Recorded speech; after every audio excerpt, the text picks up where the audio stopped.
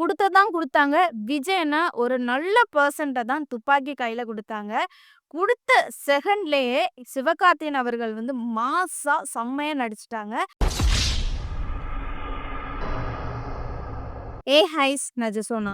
இன்னைக்கு நம்ம எத பத்தி பார்க்க போறோம் அப்படின்னு பார்த்தீங்கன்னா, மதராசி படம் இறங்கியிருக்குது. இந்த படம் எப்படி இருந்துச்சு? இந்த படத்துல யாரெல்லாம் நடிக்கிறாங்க? அவங்க ஓவர் ஆக்டிங் பண்ணியிருந்தாங்களா? இல்லையா? இந்த படத்தோட கதை என்ன?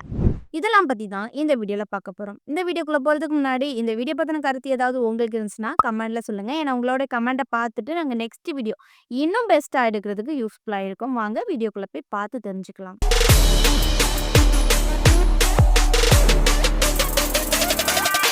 ஃபர்ஸ்ட் இந்த படத்தோட கதை என்ன அப்படின்னு பார்த்தீங்கன்னா, ஒரு கும்பல் 6 கண்டெய்னர்ல கன்ன வந்து கடத்துறாங்க. இதுல வந்து NIA டீம் வந்து என்ன பண்றாங்கன்னா, இத கண்டுபிடிக்கிறாங்க. இந்த டீம் கிட்ட எப்படி சிவகார்த்திகேயன் போய் உதவுறாங்க. வில்லன் கையில எப்படி அவங்க காதலி மாட்றாங்க. எப்படி சிவகார்த்திகேயன் வில்லன்ட்ட இருந்து காதலிய மீட்டெடுக்குறாங்க.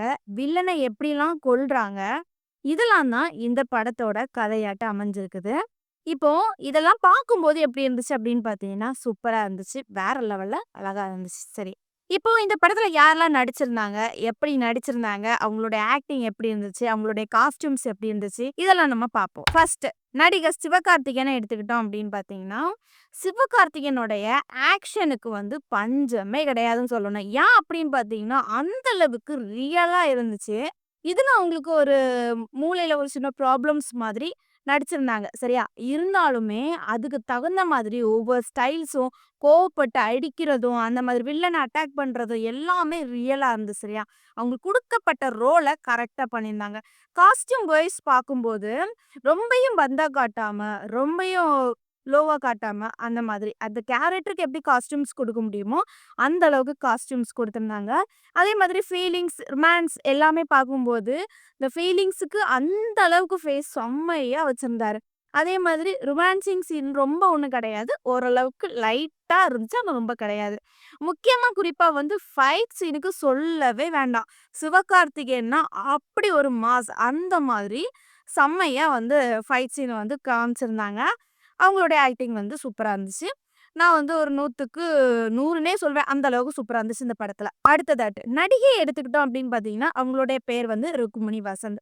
இவங்க வந்து ஒரு புது நடிகை தான்.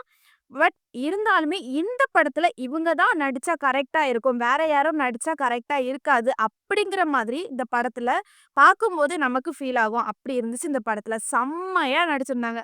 சிவகார்த்திகேயனுக்கு எந்த அளவுக்குலாம் ஒத்து போக முடியுமோ, அந்த அளவுக்குலாம் ஒத்து போய் அந்த சீன்ஸ்லாம் வரும்போது ஓவர் ஆக்டிங் பண்ணாம, ரொம்ப லோவா பண்ணாம, அந்த அளவுக்கு கரெக்ட்டா பண்ணியிருந்தாங்க. வேற லெவல் தான் சொல்வேன். அதே மாதிரி இவங்க வந்து ஃபீல் பண்றதுலயும் சரி, அதுக்கப்புறம் அழுற சீன்லயும் சரி, அப்புறம் வந்து சிவகார்த்திகேயனுக்கிட்ட ஹெல்ப் கேட்கறதும் சரி, எல்லாமே ஒரு ஒரிஜினல் காதலியா எப்படி இருப்போம்?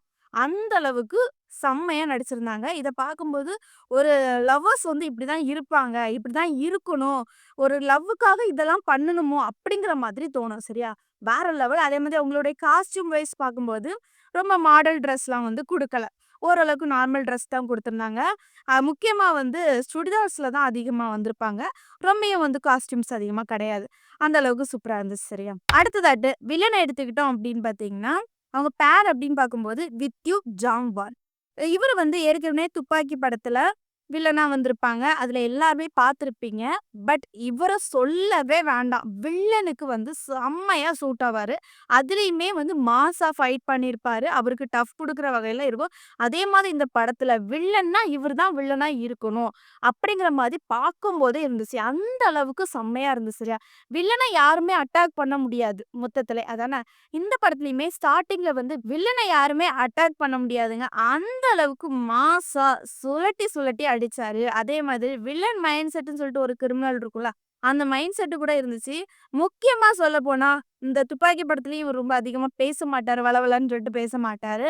அதே மாதிரி இந்த படத்துலயுமே வந்து ரொம்ப வளவளன்னு பேசல. வில்லனுக்கு எதுல வந்து பேச முடியுமோ, அதுல தான் பேசினாரு. அதே மாதிரி சின்ன சின்ன பிளான் போடுறதுல மட்டும் தான் ரொம்ப பேசினாரு. ரொம்ப சவுண்ட் கூட்டியோ, சவுண்ட் இறக்கியோ அப்படின்லாம் ஓவர் ஆக்டிங் பண்ணி பேசுவோம்ல, அந்த மாரிலாம் பேசல. பட் ஒரு வில்லனா நடிச்சா இவருக்கு தான் குடுக்கணும். அந்த மாதிரி செம்மையா பண்ணியிருந்தாரு. வேற லெவல்ங்க. இவருடைய காஸ்டியூம்ஸ் பார்க்கும்போது ரொம்ப ஒண்ணும் இல்ல. ஓரளவுக்கு நார்மலா தான் இருந்துச்சு. பட் என்ன, இது வில்லன் கெட்டப்புக்காகவே இவர் வந்து ஜிம்முக்கு போயிருப்பாரு போல. அந்த அளவுக்கு உடம்பெல்லாம் வச்சிருந்தாரு. பட் வில்லனுக்கு இவர் தான் சூட்டபிள். செம்மையா இருந்து வேற லெவல்ல இருந்து ஓவர் ஆக்ட் பண்ண மாரி இல்ல. சரியா? இந்த படத்துல ஓவர் ஆக்டிங் பண்ணது யாரு அப்படின்னு பார்த்தீங்கன்னா, ஃபர்ஸ்ட் போலீஸ் அதிகாரியா ஹெட்டா இருந்தவங்க. யாரு அப்படின்னு பார்த்தீங்கன்னா, விஜய் மேனன். இவங்கள பொறுத்தவரைக்குமே இந்த படத்துல வந்து அழகா நடிச்சிருந்தாங்க. போலீஸ் வேடத்துல வந்து ஓரளவுக்கு சூட்டபிளா இருந்தாங்க. பட் இருந்தாலுமே இதுல வந்து ஓவர் ஆக்ட் பண்ணியிருந்தாங்க. என்ன அப்படின்னு பார்த்தீங்கன்னா, அவங்களுடைய மகனா யாரு நடிச்சாங்கன்னா, இதுல விக்ராந்த். சரியா? அவங்க தான் நடிச்சிருந்தாங்க. பட் இதுல வந்து என்னுடைய மகன் செத்தாலும் பரவால்ல. நான் வந்து வில்லன கொல்லாம விட மாட்டேன். கண்டுபிடிப்பேன். நியாயம் கிடைக்கணும் அப்படிங்கிற மாதிரி ஓவர் ஆக்ட் பண்ண மாதிரி இருந்துச்சு. பட் இவர் வந்து ஓரளவுக்கு குடுக்கப்பட்ட ரோல வந்து அழகா நடிச்சிருந்தாரு. அடுத்ததாட்டு யார் வந்தாங்க? அவங்களுடைய மகன் அப்படின்னு பார்த்தீங்கன்னா, விக்ரநாத். அவங்க தான் வந்திருந்தாங்க. இவங்களுடைய கேரக்டரும் பொறுத்தவரைக்கும் வந்துமே கரெக்ட்டா தான் எல்லாமே ப்ராப்பரா பண்ணிட்டு வந்தாங்க. பட் இருந்தாலுமே ஒரு சில வேர்ட்ஸ் வந்து குடுக்கப்பட்ட ரோல் வந்து ஓவர் ஆக்ட் பண்ண மாதிரி இருந்துச்சு. என்ன அப்படின்னு பார்த்தீங்கன்னா, ஒரு மிஷன முடிக்கணும்னு நெனைக்கிறாங்க. அப்ப என்ன பண்றாங்கன்னா, சிவகார்த்திகேயன அனுப்புவோம் அப்படிங்கிற மாதிரி அவங்க அப்பா வந்து சொல்றாங்க.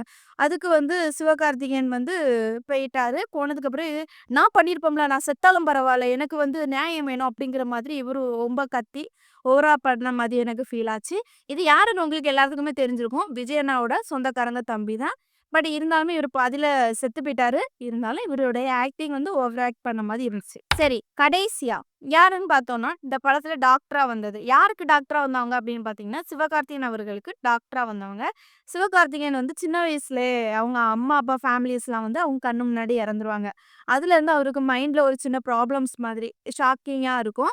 அப்ப என்ன பண்றாரு அப்படின்னு பார்த்தீங்கன்னா, அந்த டாக்டர் கிட்ட தான் சிவகார்த்திகேயன் வளர்றது வரைக்குமே குணமாயிட்டே வந்துட்டுருக்காரு. அவரு தான் ட்ரீட்மெண்ட் எடுத்துட்டு இருக்காரு அந்த மாதிரி. இந்த டாக்டர் வந்து ரொம்பியும் ஓவரா குடுக்கல. அப்பப்போ சின்ன சின்ன சீன்ஸ்ல வந்து தலைய காட்டுவாரு. இருந்தாலும் ஃபுல்லா ஃபோன் கான்டாக்ட். ஃபோன் மூலமா தான் டீல் பண்ணுவாரு. சிவகார்த்திகேயன் வந்து மிஷின் முடிக்க போம்போது அவங்க போலீஸ் அதிகாரிகிட்ட பேசுறது, அவங்க லவர்ட்ட பேசுறது. இந்த மாதிரி தான் அந்த டாக்டர் இருந்தாங்க. பட் இருந்தாலுமே டாக்டர்ன்னு குடுக்கப்பட்ட ரோல கரெக்ட்டா தான் பண்ணியிருந்தாரு. பட் நார்மல் டாக்டர எடுத்துக்கிட்டோம் அப்படின்னு பார்த்தோம்னா, ஹாஸ்பிட்டல்ல வச்சு ட்ரீட் பண்ணுவாங்க. இது கொஞ்சம் டிஃபரெண்ட்டான ஒரு டாக்டரா இருந்தாரு.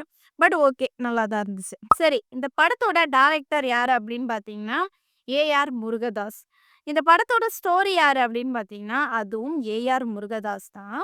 ஆ சொல்லவே முடியாதுங்க. வேற லெவல்ல இந்த மனுஷன் உட்கார்ந்து பொறுமையா இருந்து கதை எழுதியிருக்காரு. அந்த அளவுக்கு செம்மையா இந்த படம் எப்படி இருக்குமோ அப்படிங்கிற மாரி தான் ஸ்டார்ட்டிங்ல பார்க்கும்போது ஃபீல் ஆச்சு. பட் போக போக போக போக இன்னும் இன்ட்ரெஸ்ட்டா அந்த அடுத்தது என்ன? அடுத்தது என்ன? அடுத்தது என்ன? அப்படிங்கிற மாரி தான் போயிட்டு இருந்துச்சு. பட் எங்கேயுமே க சலிக்கிறது மாதிரி எதுவுமே இல்லங்க. எல்லாமே மாஸா தான் இருந்துச்சு. வேற லெவல்ல இந்த மனுஷன் இருந்து கதைய எழுதியிருக்காரு. சூப்பருங்க. வேற லெவல். அடுத்ததாட்டு இந்த படத்தோட இசை யாரு அப்படின்னு பார்த்தீங்கன்னா, அனிருத். அனிருத்த சொல்லப்போனா அப்படின்னு பார்க்கும்போது வேற லெவல்ல மாஸ். பாட்டெல்லாம் ஓரளவுக்கு அழகா எடுத்திருந்தாங்க. அதே மாதிரி அதுக்கு தகுந்த மாதிரி சிவகார்த்திகேயன் அவர்கள் வந்து டான்ஸ் அழகா ஆடியிருந்தாங்க. வேற லெவல் சூப்பரா இருந்துச்சு. அடுத்தது இந்த படத்தோட தயாரிப்பாளர் யாரு அப்படின்னு பார்த்தீங்கன்னா, என். ஸ்ரீலட்சுமி பிரசாந்த். தயாரிப்பு நிறுவனம் என்ன அப்படின்னு பார்த்தீங்கன்னா, ஸ்ரீலட்சுமி திரைப்படம். சரியா? இவங்க தான் தயாரிப்பாளர்கள். பட் இருந்தாலுமே எல்லாருமே டீம் ஒர்க்கா இருந்து எல்லாமே பண்ணியிருக்காங்க. என்னுடைய கருத்து என்ன அப்படின்னு பார்த்தீங்கன்னா, இப்போ மதராசி படம் நீங்க பார்க்கலாமா, பார்க்க அப்படின்னு மாரி கேட்டீங்கன்னா, நான் வந்து பார்க்கலான்னு தான் சொல்லுவேன். ஏன் அப்படின்னு பார்த்தீங்கன்னா, இந்த படம் சூப்பரா இருந்து, மாஸா இருந்து. பட் வேற ஏதாவது படம் நல்லா இல்ல அப்படின்னு வந்து கேட்டீங்கன்னா, கண்டிப்பா நான் நல்லா இல்ல அப்படின்னு வந்து சொல்லிருவேன். பட் இந்த படத்த வந்து கண்டிப்பா தாராளமா நீங்க தியேட்டர்ல போய் பார்க்கலாம். முக்கியமா குழந்தைகளையும் வந்து தைரியமா கூட்டிட்டு போலாம். ஏன் அப்படின்னு பார்த்தீங்கன்னா, இந்த படம் முழுக்க முழுக்க ஆக்ஷன் சீனா இருந்தாலும், என்ன பண்ணியிருக்காங்க அப்படின்னு பார்த்தீங்கன்னா, குழந்தைங்க அதிகமா பார்ப்பாங்க. அதனால அந்த பிளட் தெறிக்கிறது, பிளட் அங்க சிந்தி கிடக்கிறது, அத என்ன பண்ணாங்க அப்படின்னு பார்த்தீங்கன்னா, அந்த பிளட் இருக்கிற இடத்த வந்து பெர் பண்ணி காமிச்சிருந்தாங்க. ஃபுல்லா பிளட் மாரி காட்டல. ஒரு சில சீன்ஸ்ல மட்டும் தான் சிவகார்த்திகேயன் மேல லைட்டா பிளட் இருக்க மாரி காமிச்சிருப்பாங்க. ரொம்ப ஒண்ணும் காட்டல. பட் தைரியமா இந்த குழந்தைகள வந்து கூட்டிட்டு போய் பார்க்கலாம். பயப்பட மாட்டாங்க. அந்த அளவுக்கு கிரியேட்டிவா, அந்த அளவுக்கு மாஸா, சூப்பரா எடுத்திருக்காங்க ஏ.ஆர். முருகதாஸ். வேற லெவல்ங்க. சுத்தமா நல்லாவே இல்லன்னு சொல்ல முடியாது. சூப்பரா பண்ணியிருந்தாங்க. அதுக்கேத்த மாதிரி சிவகார்த்திகேயன வந்து சொல்லவே வேண்டாம். அந்த அளவுக்கு சூப்பரா பண்ணியிருந்தாங்க. குடுத்தது தான் குடுத்தாங்க. விஜய்னா ஒரு நல்ல பெர்சன்ட்ட தான் துப்பாக்கி கையில குடுத்தாங்க. குடுத்த செகண்ட்லயே சிவகார்த்திகேயன் அவர்கள் வந்து மாஸா செம்மையா நடிச்சுட்டாங்க. அடுத்தது வில்லன் எடுத்துக்கிட்டோம் அப்படின்னு பார்த்தீங்கன்னா, வில்லனையும் கண்டிப்பா பாராட்டி ஆகணும். ஒரு படம் அழகா இருக்கணும் அப்படின்னு நெனச்சாலே வில்லன் தான். வில்லன் அந்த அளவுக்கு சூப்பரா நடிச்சிருந்தாங்க. பட் என்ன பொறுத்தவரைக்கும் இந்த படம் 100க்கு 100% நல்லாருந்து. எங்கேயுமே சலிக்கிறது மாதிரி இல்ல. சூப்பரா இருந்துச்சு. சரி இந்த படத்த யாரெல்லாம் பார்த்துருக்கீங்க? கமெண்ட்ல சொல்லுங்க. இனி இந்த படத்த பார்க்கணும் ஆர்வமா இருந்தீங்கன்னா, கண்டிப்பா தாராளமா தைரியமா போய் பார்க்கலாம். இந்த வீடியோ உங்களுக்கு புடிச்சிருந்தா like and comment and subscribe பண்ணிருங்க. நெக்ஸ்ட் ஒரு இன்ட்ரெஸ்டான வீடியோ சந்திக்கிறேன். பாய்.